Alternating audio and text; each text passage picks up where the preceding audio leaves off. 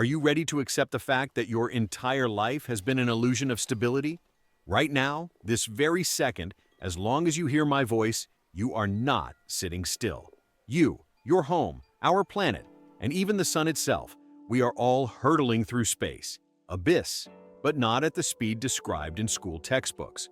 We were wrong. We were moving 3 times faster this whole time than official science believed. We are passengers in a car whose brakes have failed, and we didn't even look at the speedometer. Are you ready to look into the eyes of the lurking in the darkness of our neighboring galaxy? A monster that has been sleeping for billions of years. He gave himself away neither by light nor by radio waves. He was the perfect predator, invisible and silent, until we finally noticed the whole group running away from him in panic star systems. But what about the most important question? Life. We are used to looking for it somewhere beyond the 39 lands, in fantasy novels or movies. But what if the answer lies here, on a neighboring planet, in an ordinary piece of stone covered in dust that may have just rewritten all of history biology while we argued about trifles? The year 2025 was not just another year on the calendar. It was a turning point, a moment when the universe decided it had enough of playing tricks on us and revealed its true maps. From new worlds where a year lasts less than 2 months to black holes that existed when time itself did not yet exist. Today we will not simply list the facts, we will try to collect the fragments of our old picture of the world and put something together from them brand new. Before I start, I want to thank you for your support. Your subscriptions, likes, and sponsorships give me the opportunity to continue working. I, in turn, will continue to make interesting videos in Ukrainian for Ukrainians. Everything will be Ukraine. You know, in the history of science, sometimes there are years that feel different. They come quietly, without warning. Fanfare, no fireworks. They are filled with a strange, almost electric tension, like the air before a storm. These are moments when the amount of accumulated knowledge suddenly becomes viscous and breaks the dam. A similar feeling was felt by physicists at the beginning of the 10th century, before the advent of the theory relativity. And it seems that 2025 has become just such a year for astronomy, as if the universe itself suddenly decided that humanity had finally grown up, that we have come out of adolescence, stopped looking only at our feet, and are ready to hear the truth, to be entrusted with some of his deepest, most dangerous secrets. It didn't happen overnight. There wasn't a single Hollywood moment when scientists in white coats ran out shouting, "Eureka!" No, it happened almost without announcements, gradually, step by step, article by article. Many questions in astronomy that have hung in the air for decades, as unsolvable, as eternal mysteries, suddenly began to find their answers. We thought we knew our solar system. We thought we had counted all the rocks in our backyard. We are confident that we understand how galaxies are born. But as is often the case in true science, every answer found did not put a period. She was putting 3 dots. She was opening the door to a new room, much larger and darker than the previous one, giving rise to dozens of new, even more complex questions. Just think about the scale of what has happened in these short 12 months. It was a year when the boundaries of our understanding pushed in all directions at once. We have welcomed our 3rd confirmed guest from another star system, the object who was not born under our sun, not from our dust and gas. This is a messenger who crossed the abyss of interstellar space to bring us samples of matter. From the other end of the galaxy, we discovered a black hole lurking in a star cluster that we thought it seemed we had studied it from top to bottom. We had been looking at this place for centuries, but did not see the main actor on stage because he was wearing an invisibility cloak of pure gravity. We quietly, almost timidly, with fear, realized that our sun, our own home star, is moving through the galaxy at breakneck speed. A speed that we have been measuring incorrectly for decades based on these errors in our models of the universe. And perhaps most interestingly, it touches on lives, each of us. We found a small temperate world, a planet that revolves around a quiet red dwarf just 18 light arms away from us. This the cosmic distance of an outstretched arm, a planet that somehow miraculously avoided our attention until this year, even though we were looking straight at her. What makes these moments truly special? Not just the discoveries themselves, but how they were made. It is a triumph of human intelligence and patience. Often this happened with the help of instruments that have looked at the sky for years. Telescopes haven't changed, we have changed. Sometimes discoveries have happened simply because someone decided to looking at old photos with new eyes, discarding dogmas, having better ones in mind, more precise, bolder questions. This is a gentle reminder to us all. The universe. He has no obligation to hurry. He has eternity ahead of him. He is not going anywhere. He only reveals himself when he is ready. And more importantly, when we are finally ready to listen, not just hear our own voice. We are used to thinking of space as a cold, static void where nothing exists. Happens for millions of years, where stars just hang in the dark like painted specks. But the events of 2025 proved otherwise. It's a living, dynamic, sometimes violent mechanism. It's a place where black holes play billiards, stars, scattering them like toys, where comets work as couriers, bringing parcels from other worlds, and where we are not just passive observers in the stands, but active participants in this grand event who are just beginning to understand their role. Before we embark on this long journey through space and time, I want to ask you a question that I often ask myself, alone when I look at the night sky. If you had to choose only one discovery, one truth, you would rather know, probably without any doubt, that life once existed on Mars, that we are not the first in this system. Would you choose to discover a living world near another star, close enough that one day, perhaps in hundreds of years, we could build a ship and almost reach out, touch another life? Think about it. There is no wrong answer here. It is a question of what your soul yearns for, clues to the past or hopes for the future. Write your thoughts in the comments. This is really interesting. And here we go. Let's see what exactly 2025 has shown us.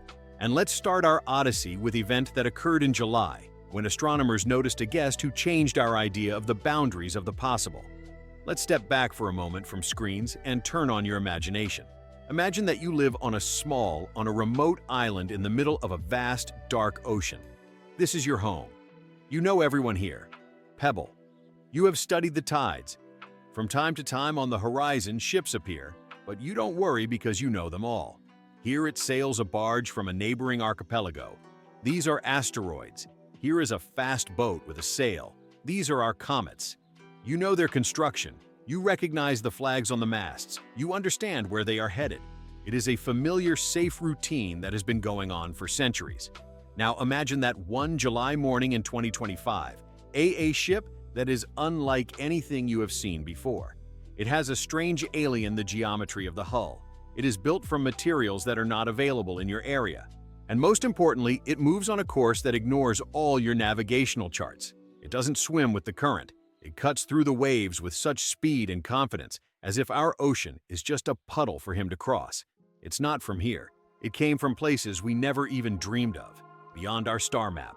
It is this feeling, a mixture of curiosity and deep primal awe experienced by all humanity in July 2025. In the lenses of our telescopes, a comet arrived, which screamed with its behavior. I am a stranger. It arrived not from the cold outskirts of the solar system, neither from the Kuiper Belt nor from the Oort cloud, where our own ice reserves are stored.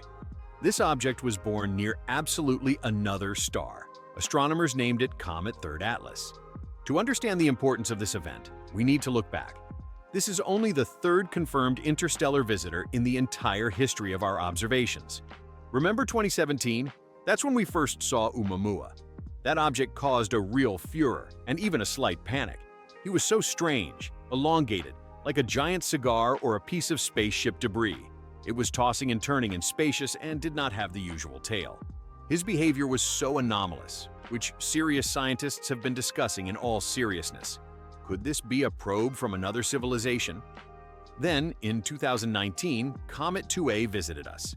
She looked and acted like a classic polite comet with a beautiful tail, reassuring us with its clarity. It showed that interplanetary objects can be ordinary. But our guest of 2025, the Third Atlas, changed rules of the game. He taught us what the previous two could not. Why? Because in astronomy, size matters enormously. Oumuamua was tiny, only a few hundreds of meters long. 2A is a little over a kilometer, and 3I Atlas, this is a real Leviathan. We're talking about an object with a diameter of up to 5.6 kilometers. That's about 3.5 miles. To better visualize this scale, mentally line up 56 football fields. It's a huge mountain flying through the void, And it's because of its size that this comet has become for us an invaluable treasure. Small objects quickly collapse under by the action of cosmic radiation and dust. This is called cosmic erosion. But a giant like Atlas has preserved its original matter almost intact. It's like finding an ancient book in a library that almost no one has ever picked up. Its pages are not worn. The text is clear, bright, and ready to reading. The Hubble Space Telescope, that old warrior of science, has peered into the very soul of this traveler and saw something incredible there. Spectral analysis showed an extremely high carbon dioxide content. You may ask, so what? Carbon dioxide gas is everywhere, but in astrophysics, chemistry is the passport of an object. The ratio of gases works like an accent in human speech. As a person says certain words, you can guess not only the country, but sometimes the city from she is born. The chemical composition of the comet is its accent, and that accent told us about the conditions in that starry sliver where she was born. Billions of years ago, scientists have determined that this guest is very old. He is ancient. He formed at about the same time as our solar system, but completely different in another place, near another star, under different conditions. Imagine his loneliness. Over the ages, while the Earth cooled lava, while the first life was emerging in the oceans, while the dinosaurs were dying out and pyramids were being built, all this time this ice stone was silent, flew through the black abyss of interstellar space, there, in the void between the suns, where absolutely nothing is happening. And only now, thanks to the incredible game by chance, his path crossed ours.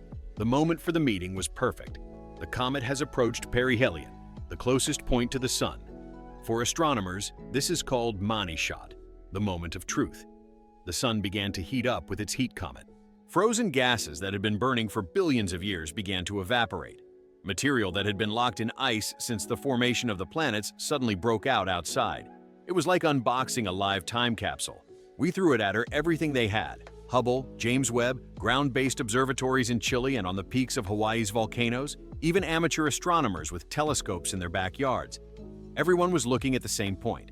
It was a global scientific roundup. Each instrument saw its own. Hubble caught ultraviolet. Webb looked in the infrared spectrum, seeing heat. Together they created a complete, multi-layered portrait of the alien. It's like having dozens of witnesses who describe the same event from different perspectives. This is the only way to get the whole story. We were even able to calculate where it came from. It was a real cosmic ballistics, detective work of the highest order. Imagine you found a bullet and trying to figure out which gun it came from, considering that the bullet has been flying for millions of years and gravity each star on its way gave it a little nudge. Calculations indicate that the comet arrived from a star system located about 50 light-years away. 50 light-years. By cosmic standards, these are our neighbors, our neighborhood. The Milky Way is 100,000 light-years across, so it's really local guest. But even with his crazy speed of tens of kilometers. However, this journey took longer than human civilization has existed. But the most interesting thing was hidden inside, in the comet's tail. In addition to carbon dioxide gas, we found complex organic molecules. I have to do something important right away. Clarification. Organics in chemistry does not equal life. They are simply compounds based on carbon. However, some of the molecules discovered were quite complex. These are the same building blocks from which, under the right conditions in warm water, life can arise. This discovery leads us to a fantastic conclusion. If a comet born of the aeons, therefore, near a completely different star, contains the same ingredients as our comets, it means that the recipe for life is not unique to Earth. The raw materials for biology are a standard set in our galactic supermarket. The ingredients are scattered all over the table. The only question is where they will be able to fuse into something living. Interstellar comets. These are free samples of other worlds. We can't fly to other stars. The nearest one is 4 light-years away, and our ships will take thousands of years to get there. But the universe itself sends us parcels. Each such object is a piece of someone else's of the Earth that has flown to our doorstep. And the more we find, the better understand the diversity of our galaxy. Astronomers estimate that any thousands of such objects pass through the solar system at any given time. We see them, we can't see them because they're dark, cold, and silent. But now that we know what to look for, we will find them more often. 3 confirmed guests in 8 years is just the beginning. Unfortunately, the Triad Atlas did not stay with us for tea. He swept away past the sun, made a gravitational maneuver, and is already heading back into the cold darkness. To early 2026, it will become too dim even for the most powerful telescopes. In the coming decades, it will dissolve into the void, and we will never see it. We lost the chance to touch it, but this discovery became a trigger. Space agencies started talking seriously about interception missions. We no longer just want look, we want to act. The idea is simple but brilliant. Build a space interceptor ship and keep it on standby like a fire engine in a garage. When we notice the next such guest, we want to be ready to launch a rocket not in years, but in weeks. To catch up with the messenger, to sit on him, to stick a burr into his flesh, and read his story directly in the laboratory, not through telescope lens. It will be difficult. It will require engines of incredible power, but the reward will be priceless. It will be like going from reading about someone else's country in a book before the actual trip there. While some and I were seeing off with the gaze of a guest from distant stars disappearing into the abyss, in August 2025, astronomers have discovered something much closer. Something that was literally hiding under our nose while we looked into the distance. The Pan-STARRS telescope in Hawaii, which scans the sky every night for threats, spotted an object that received a dry technical designation 2025 P7. When computers calculated its orbit, scientists were shocked. It turned out that this object has been flying near the ground for at least 60 years, and we are talking about we didn't even guess. It's not exactly a month, don't get me wrong. It's so-called a quasi-satellite. The difference is fundamental and very interesting. Our moon is a faithful dog, tied to its owner by a leash of gravity. If the Earth disappears, the moon will fly into space. And a quasi-satellite is like a random passerby who walks with you down the street at the same pace. He turns around Sun, not around the Earth. But its orbit is so perfectly synchronized with ours, which seems as if he is dancing around the planet. The best analogy here is car racing. Imagine two race cars on a track. They are not connected by a cable. They are independent, but they travel at the same speed, enter turns synchronously, remaining side by side, lap after lap. This is how Pi accompanies the Earth in its eternal race around the Sun. It's a small rock, about 200 meters in diameter. That's about the size of 2 football fields, fields placed one after the other. It does not have enough gravity to be able to walk on it. If you jump too hard there, you will fly into the open space, but its stability makes it unique. Most near-Earth asteroids are passers-by. They fly past us on at breakneck speed and disappear for years. This guy is different. He's our stalker. He's always here. And that makes it an ideal target not just for science, but for industry of the future. This is the longest-lasting quasi-satellite that we've ever found. We've been talking about mining resources on asteroids for a long time. It's a futurist's dream. Metals for station construction, rare earth elements for electronics. But the most important thing is water. In space, water is gold. You can drink it, you can water the plants, but most importantly, it can be split into hydrogen and oxygen, and this rocket fuel. Usually, the main problem with asteroid mining is logistics. Getting to an asteroid is difficult and expensive. It requires a lot of fuel. But the 2025 PN7 solves this problem simply the fact of its existence. It is a potential gas station that itself arrived and parked next to us. Its stable orbit means that we can build a base there, return there again and again, without fear that asteroid will escape. Spectral analysis shows that it is probably a stony S-type asteroid or carbonaceous C-type. If it is stipe, it may be rich in water and organic matter. Perhaps it is this inconspicuous stone that has been hiding in the Earth's shadow for 60 years, will be humanity's first step towards true industrial space exploration. The year 2025 showed us two extremes. We saw a giant traveler who came from the other end of the galaxy and a small, inconspicuous neighbor that lurking under our wing. Both of them remind us, the world overflowing with matter, possibilities, and mysteries. And while we gazed in wonder at the new guests near the ground, the real sensation was brewing much further away, where cold winds and ice giants. What we found near Uranus and Saturn forced us to rewrite textbooks on the fly. Let's leave the outskirts of the Earth. It's time for us to go further, to where the sunlight becomes weak and cold, and the distances between worlds become so huge that the human brain refuses to accept them. We are heading to the realm of the ice giants. This is a dark, quiet, and, as it seemed to us, frozen part of our solar system.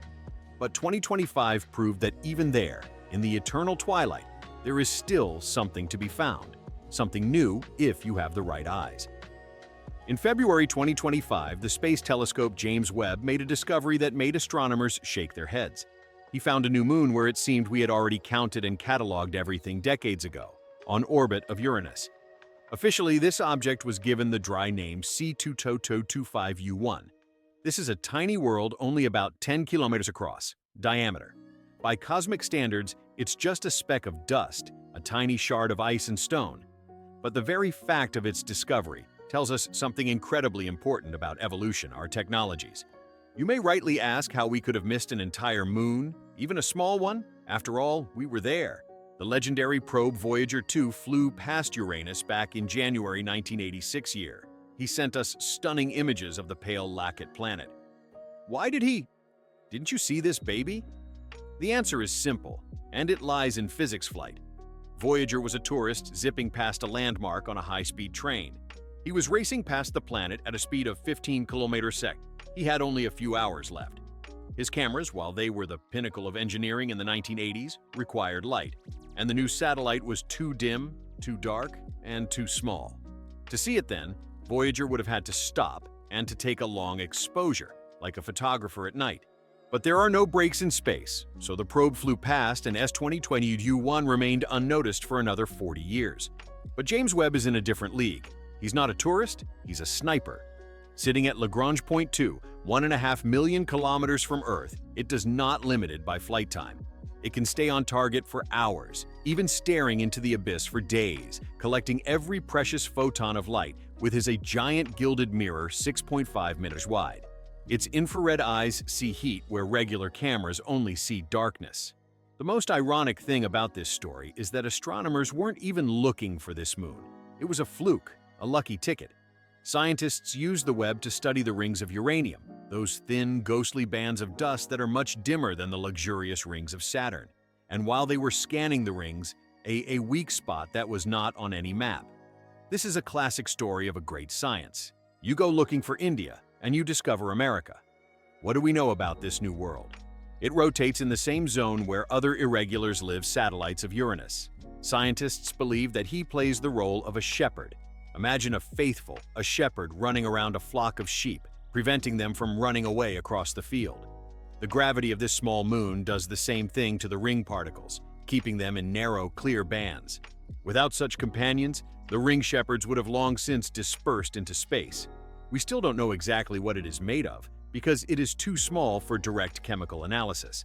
But judging from its neighbors, it is a mixture of dirty ice and rock. Its surface is probably as black as coal. This is organic material that has been fried under the harsh cosmic heat for billions of years. Radiation until it turned into a dark crust. If you could stand on its surface, it would be a terrifying and majestic sight. Underfoot, the black dug ice cratered, and a giant pale blue-green disk hangs overhead Uranus, which occupies the northern sky. But if Uranus simply quietly reminded of itself, then Saturn in mid-2025 decided to loudly declare its rights. He regained his crown. Astronomers announced the discovery of a stunning number of new moons, 128 new moons at a time. Just think about it. This number, 128, that's more than most planets. There are. Now Saturn has 274 of them. He unquestionably took the title of King of the Moons from Jupiter, which has only 95. But don't imagine these new moons as copies of Titan or Enceladus. These are small worlds with atmospheres or subglacial oceans. No, most of them. These newcomers are the so-called irregular satellites. They are cosmic orphans, objects ranging in size from 1 to 10 kilowatt. They are aliens in the Saturn system. They were not born together with the planet from the same gas field disk as the large ones did the right moons. They formed somewhere else, wandered around the solar system until they had carelessness in flying too close to the gas giant. Saturn's gravity grabbed them like a spider on a fly, and now they are forever locked in its orbit. Their orbits are a complete mess. They are highly elongated, tilted under wild angles, and some even rotate retrogradely, that is, in the opposite direction from the rotation of Saturn itself. It's like driving in the oncoming lane on a ring road. Scientists. It is believed that these groups of satellites are the remains of larger bodies. They are traces of ancient catastrophes. Billions of years ago, large asteroids or comets were captured by Saturn, and then collided with each other or were torn apart by tidal forces.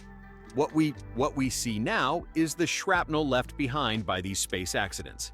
By studying their orbits, we can mentally rewind time and reconstruct these events, like detectives at a crime scene. Now, before the International Astronomical Union. The Union is facing an unexpected bureaucratic problem. What should they be called? Tradition requires that Saturn's moons be named after titans and giants from Greek, Roman, Inuit, Norse, and Gaelic mythology. But with 274 months, we are running out of mythological characters. Perhaps soon we will have to look for new pantheons of gods or invent a new one naming system. And while we were counting the giant moons on the outskirts, in April 2025, NASA's probe Lucy made a historic visit closer to home in the main asteroid belt. His target was an object called Donald Johanson. This asteroid was named in his honor, paleoanthropologist who discovered the famous fossil of Australopithecus lucy, the ancestor of humanity. The symbolism here is profound. The Lucy mission flies to study space fossils to understand our origins. This was not the primary destination mission, but only an engineering test drive before the flight to Jupiter. The encounter was lightning fast. The probe sped past the asteroid at a relative speed of 5 km/s. It's incredibly fast. Imagine trying to take a picture of a license plate, of a car that flies past you faster than a bullet. But Lucy's cameras coped perfectly. The images that the probe transmitted to Earth showed that Donald Johanson was not just a shapeless lump. It looks like a peanut in its shell.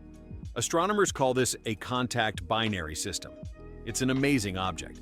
Imagine two balls of plasticine or two snowballs that are very slowly, gently collided in weightlessness and stuck together forever.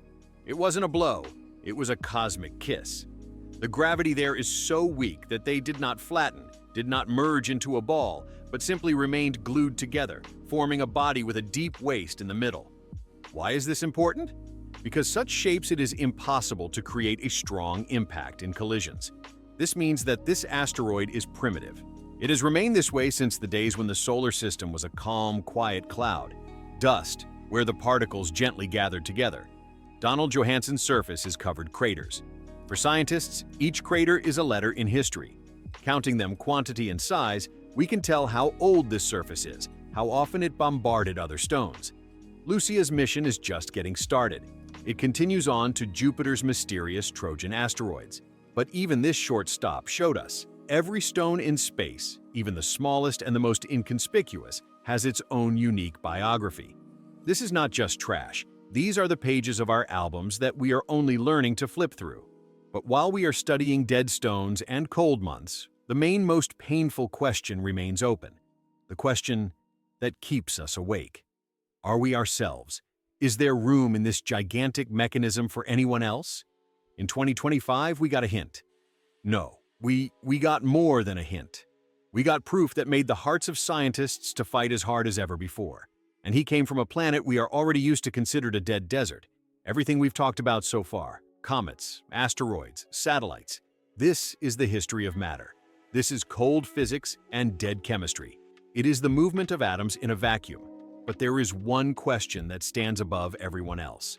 The question that has haunted us since the first man raised his head from the fire, looked at the stars, and felt the piercing cold of space loneliness. Is there anyone else? Or is the universe just huge, a luxurious but completely empty palace with only one light on small room? On Earth. 2025 may have finally given us the key to the door of the next room. In September, the world was shocked by news from NASA that made even skeptics hold their breath. The Perseverance rover, our alone geologist crawling with his hands along the bottom of a dried-up lake in the Jezero crater, found a stone. At first glance, it's just a piece of reddish sedimentary rock. But when scientists pointed cameras and lasers at it, they saw something they didn't was placed in the head. The stone was called Cheyava Falls, and it may become the most important archaeological find in history, although it does not belong to human history. To make you understand the seriousness of the situation, scientists took their time. They spent over a year trying to prove that this find was not life. In serious science, This is the golden rule. You have to be your own harshest executioner. If you want to claim the discovery of alien life, you must first try to destroy this theory with everyone. Possible ways. They modeled volcanic processes, tested chemical reactions, tried to explain strange patterns by falling meteorites or a mountain of water. And one by one, non-biological explanations began to fall apart. Only one thing remains, the most incredible. On the surface of this stone, the Mars rover found strange spots. Scientists called them leopard spots because characteristic pattern. In the center of these spots are organic compounds. Organics alone don't prove anything. Carbon is everywhere, even in comets. But these spots are surrounded by clear white rings of minerals, calcium sulfate. Why did this cause such the hype? Because on Earth, these structures are the chemical signature of life. They're the traces of lunch. When microbes live in rock, they use chemical reactions to produce energy. Organics in the center and the mineral ring around it is the remains of this meal. It's like finding an extinct volcano in the forest, a fire, and gnawing bones. You don't see people, but you know for sure that someone is here, UW.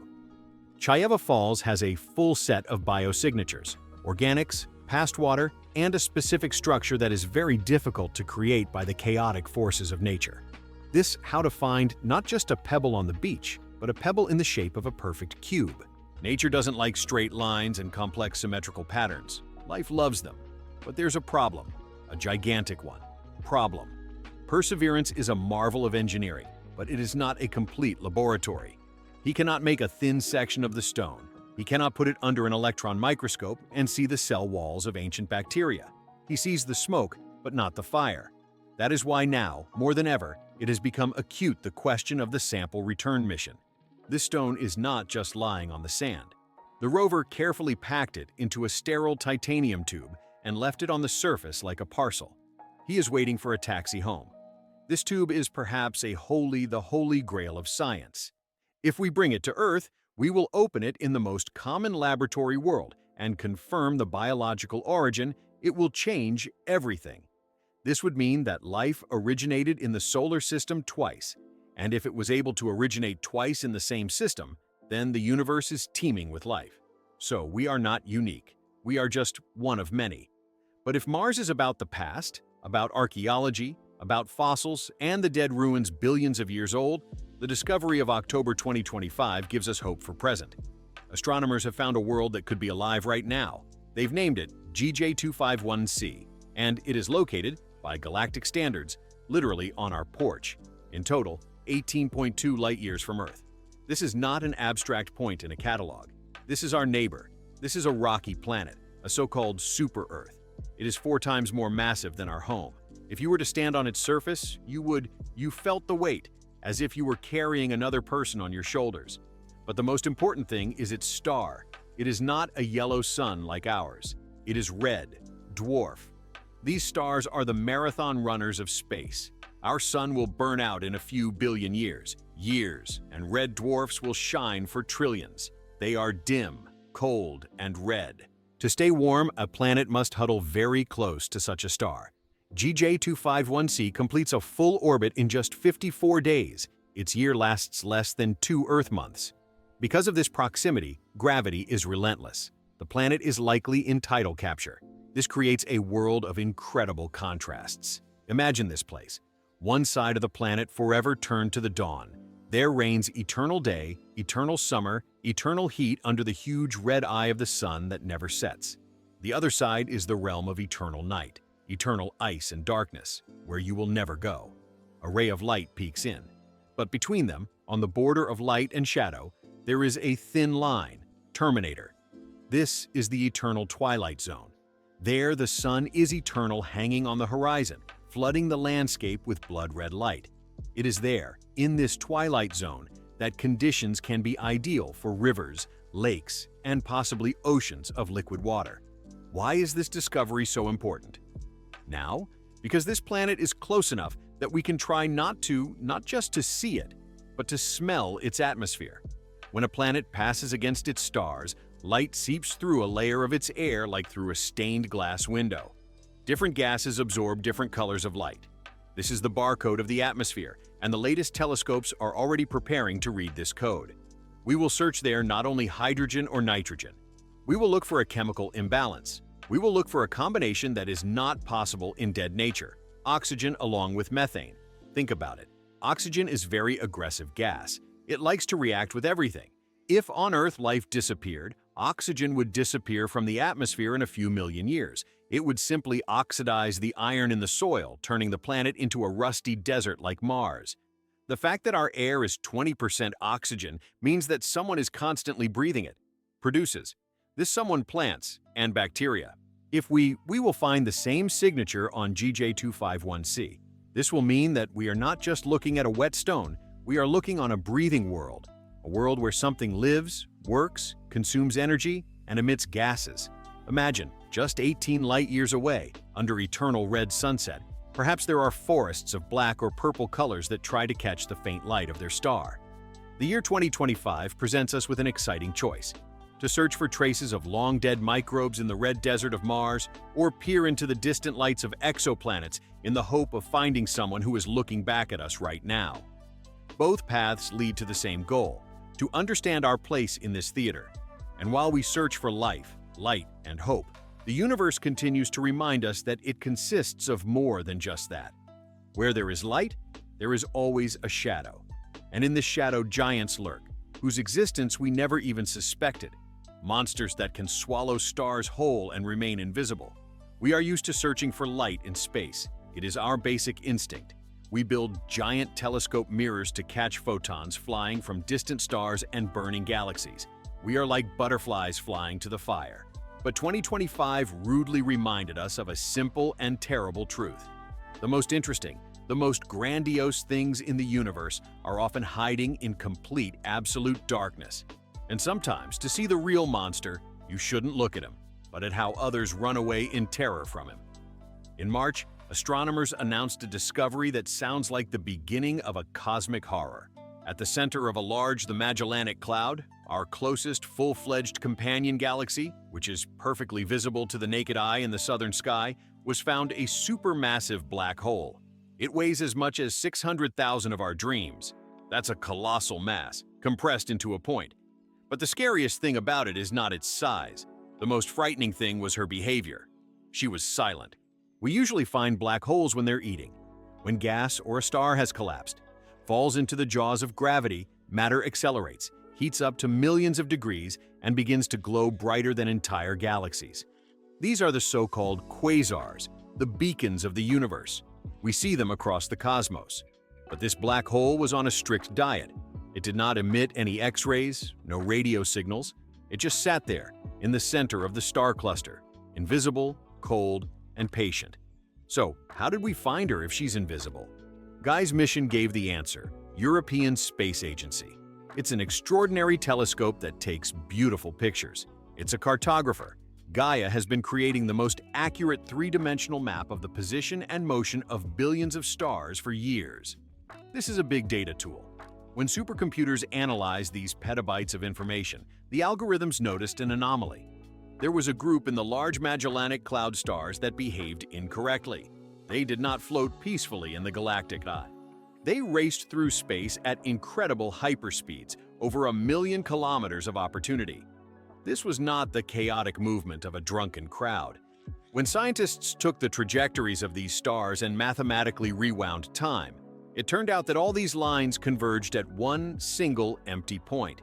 Imagine a pool table where you can't see the player. You only see how the balls suddenly fly away from the center of the table with a furious thud.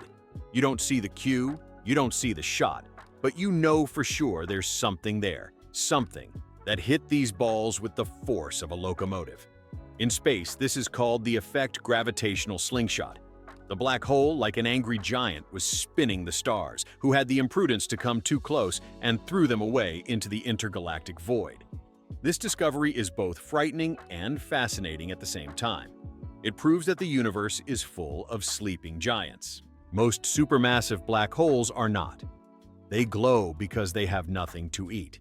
They just wait in the dark. And the only way to find them is to follow the frightened dance of stars around nothing. This is a game changer. We now know that darkness does not mean emptiness. But if some giants hide in the shadows, Others hide in plain sight, dazzling us with its brilliance. We are talking about one of the most famous stars' night sky, Betelgeuse. That bright red spot on Orion's shoulder has always attracted people's attention. It is a red supergiant, a star that is ready to die. In recent years, Betelgeuse has behaved like a capricious maiden. Remember the great eclipse of 2019? Then Zoraya suddenly lost to train your brightness. It has become noticeably dimmer even for ordinary people. The internet is bursting with theories. It's about to explode over a new one. We'll see the second sun in the sky, but there was no explosion.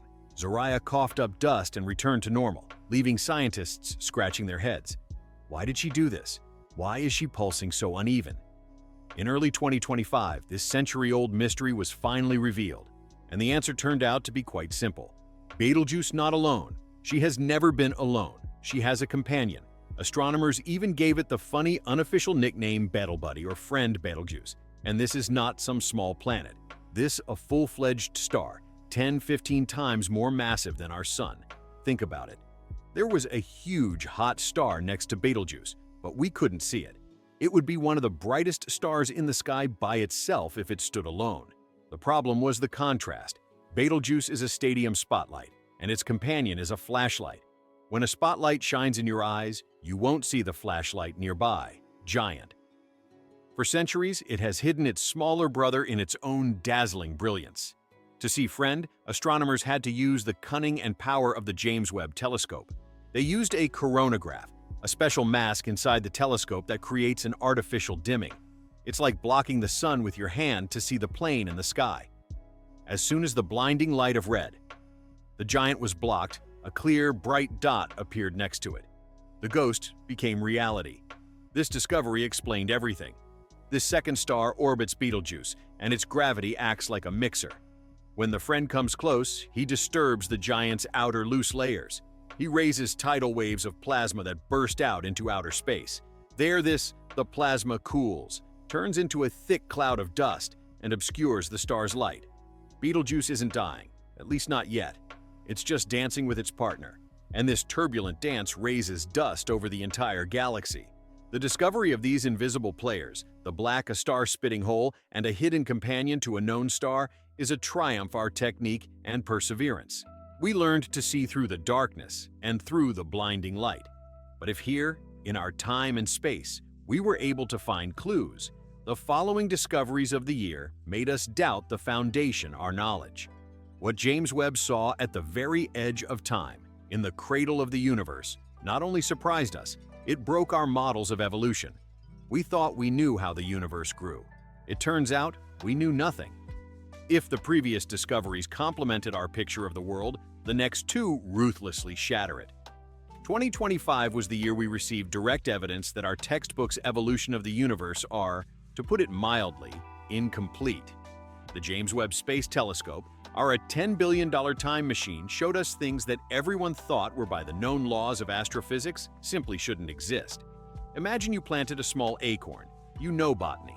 It takes years for it to grow, decades for it to become thin, tree and centuries to grow into a mighty oak.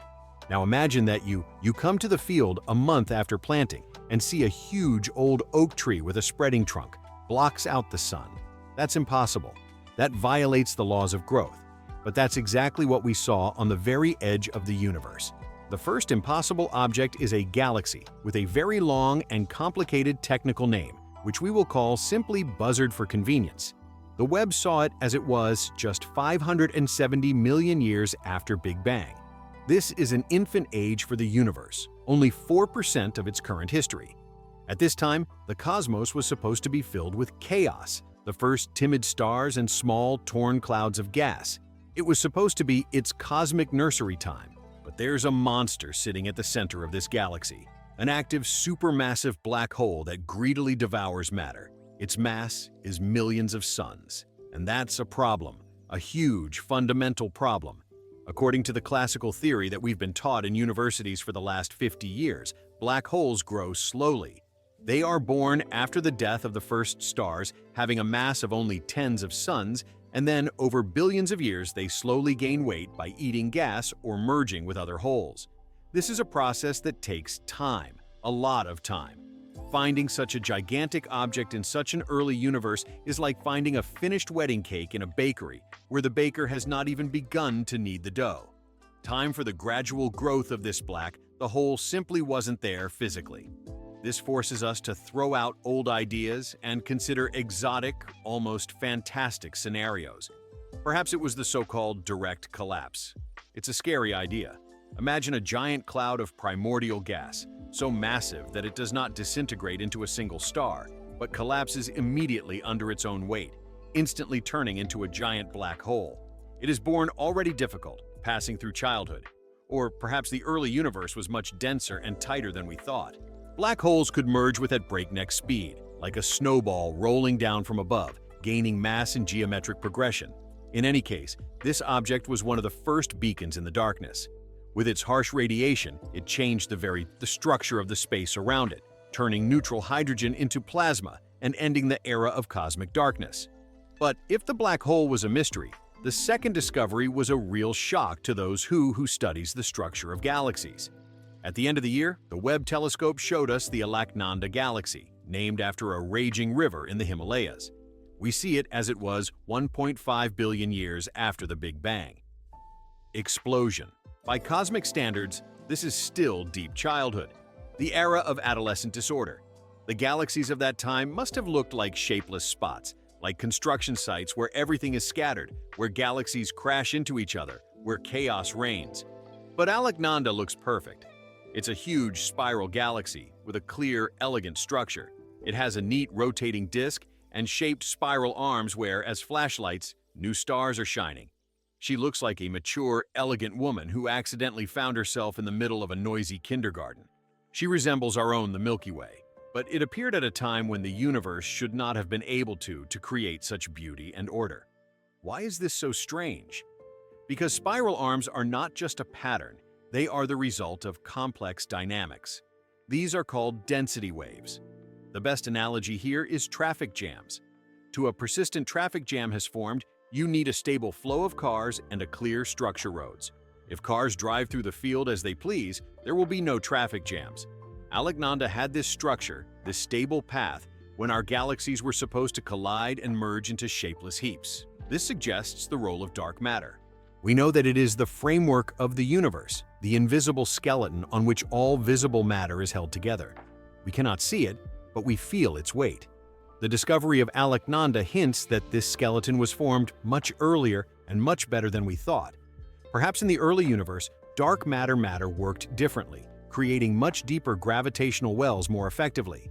It seems to have laid rails along which ordinary matter can quickly and obediently move, assembled into ready-made complex structures. These two discoveries, an early black hole, the monster and the prematurely mature perfect galaxy, tell us one thing. The universe matured much faster than we could have imagined. He was more organized, more efficient, and mysterious from the very beginning. We look into the past and see there not a primitive beginning, but a complex, developed structure that we are only beginning to realize. And while astrophysicists were trying to figure out what was wrong with time in the early universe, news came that showed that we were wrong about space as well, and not somewhere far away on the edge of the world, but here in relation to our own movement. It turns out we are racing to nowhere much faster than anyone could have imagined. Sit more comfortably, feel the chair under you, look at the walls of the room. Everything seems stable, immovable, reliable, right? This is the most convincing an illusion that our brain creates. Because in reality, right now, as you listen to these words, you are participating in a mad, uncontrolled space race. And in November 2025, we learned that the gas pedal pressed into the floor much harder than we thought. Let's first deal with the old math we've lived with for decades. We always knew we were moving. The Earth rotates on its axis. It flies around the Sun at a speed of 30 km/s. The Sun orbits us around the center of the Milky Way, path at a speed of 220 km/s. And our galaxy itself is falling towards Virgo cluster at a speed of 600 km/s. When astronomers added up all these vectors together, like arrows on a map, the final speed was about 370 km/s. This was our official speed relative to the universe. We wrote this number down in textbooks and calmed down. But in November, new data came in. They came from the LOFAR network of radio telescopes spread across Europe and other instruments all over the planet. Astronomers decided to measure our motion not relative to neighboring stars or galaxies, but relative to the most fundamental system coordinates, which only exists, of the cosmic microwave background radiation. What is it? It's the echo of the Big Bang. It's the light that was born when the universe was only 380,000 years old. It fills all space evenly, like perfect space wallpaper. This is an absolute background. If you want to know how you move relative to space-time itself, you're looking at the cosmic microwave background radiation. The result of this measurement shocked everyone. We move through space at a speed over 1,000 kilometers per second. Think about it, 1,000 kilometers every second. That's 3 times faster than the standard cosmological model predicted. That's 0.3% from the speed of light. To give you an idea of the scale of our mistake, imagine that you're driving on a night highway. You look at the speedometer and it shows a comfortable 100 km/h. And then you look out the window and realize with horror that the poles are flashing so fast that your real speed is 300. Your instruments lied. How did we figure this out? Scientists use the Doppler effect, the same principle behind how traffic police radar works. They watched thousands of distant radio galaxies. As we race towards the source of the waves, the frequency of the signal increases. It becomes bluer. When we run away from it, the frequency drops. It turns red. By mapping these movements across the sky, we get the vector of our true absolute speed. But why? What can disperse an entire solar system along with our galaxy, Andromeda, and the entire local cluster to such a crazy speed? There is only one force in space capable of that's gravity. To move that much mass that fast, you need a giant magnet. Somewhere out there, beyond the horizon of the visible, there's something hiding grand. We have several theories, and one is scarier than the other. Maybe it's a concentration of matter, a superspur cluster that we don't know about because it's hiding behind the dust of the Milky Way. Something so massive that it pulls towards thousands of galaxies, like a waterfall pulls water. Or conversely, we don't fall on something. We are running away from something. We may be on the edge of vast cosmic void, the so-called void. It is a building of emptiness, billions of light years in diameter. Since there is no matter there is no gravity to hold us up. So, the matter on our side falls away from the void, creating a repulsive effect. There is a more exotic version. Perhaps we misunderstand dark energy. We think it pushes the universe apart, evenly. But what if it acts like a river? What if there are flows of space of time that carry us like a piece of wood in a turbulent stream, and we can do nothing? What can we do about this? This discovery has enormous implications. It means that our models of the structure of the universe need not just a cosmetic overhaul, but a complete overhaul. We thought we understood how matter was distributed in space, but it turns out we don't see a significant part of the picture. For practical cosmology, this is also important. When we plan future missions to distant stars, we must take this drift into account. It's like shooting a gun while standing on the roof of a speeding train. Unless you consider speed of the train, you will never hit the target. 2025 ended with the realization of our vulnerability. We are not just sitting on a rock, peacefully circling near a warm star. We passengers aboard a space car, which is hurtling through the darkness at breakneck speed in an unknown direction, pulled by a force we cannot see, understand, or control. And to me, that's not scary, it's liberating. It means the universe is much bigger and more powerful than our boldest equations. This means that the greatest discoveries are yet to come, ahead. We were just starting to feel the real speed. Looking back on this crazy, eventful year of 2025, it becomes one thing is clear. This was not just another year in the calendar of scientific progress. It was the year when humanity finally lost its naivety. We realized how icy and our knowledge of the world is temporary. We are used to thinking of science as a direct and asphalt road, where every step brings us closer to the finish line, to the full clarity. We learn a fact, write it down in a textbook, put a check mark, and moving forward. But this year has shown us that science is not cheap. It is an endless labyrinth in a dense forest, where at every turn, a landscape that is not on any map. And the further we go, the more realize how little we have actually seen. We started this year with the confidence that understand how galaxies grow. We thought it was a slow, gradual process. We finish it by looking at pictures of adults, perfect spiral worlds that existed when the universe was in its cradle. Our theories have been shattered, but on their fragments, we are already building something new, greater. We thought we knew our place. We thought we knew how fast we were going. We're swimming in a cosmic river, and it turns out we were wrong by a factor of 3. We sail, we rush, driven by the unknown winds of gravity, and our ship, undercalled the solar system, is flying through the void much faster than we are dared to imagine. Some might say that this is a crisis of science, that we have become confused. But I'll tell you, it's not a failure, it's a triumph. The fact that we're able to admit a mistake, rewrite the fundamental model, and look at the data in a new way. This is the greatest superpower as a species. 2025 showed us a universe that is much more complex, dynamic, and alive than our dry equations. A universe where we are not isolated, where interstellar travelers like Comet 3i Atlas operate as space postmen, bringing us chemical letters from other worlds and reminding us that we are part of a single galactic ecosystem. Our atoms and their atoms are one and the same. It is a universe filled with hidden forces, where in the darkness of neighboring galaxies, silent black hole monsters sleep, whose existence we only learn about because the stars run away from them in terror. And most importantly, this is the universe, where life ceases to be a miracle and becomes a statistical inevitability. Traces we found in ancient Martian rocks and chemical signals from the atmospheres of distant planets near the red dwarfs, all of it whispers the same thing to us. We are not alone. Life is not a mistake, nature. That is its purpose. Each of these discoveries opened new doors that we will never be able to close again. An interstellar comet forced us to stop dream and start building interceptor ships. Biosignatures on Mars transformed the mission from the return of samples from a scientific project to civilizational necessity. Anomalies of the early universe are forcing theorists to rewrite the laws of gravity and the nature of dark matter. We live in an amazing golden age of astronomy. We have telescopes that see the beginning of times. We have robots crawling along the bottom of dried-up alien lakes. And there is the courage to ask questions, the answers to which can change the very essence of what means to be human. 2025 has not given us the final answers. He did something much more important.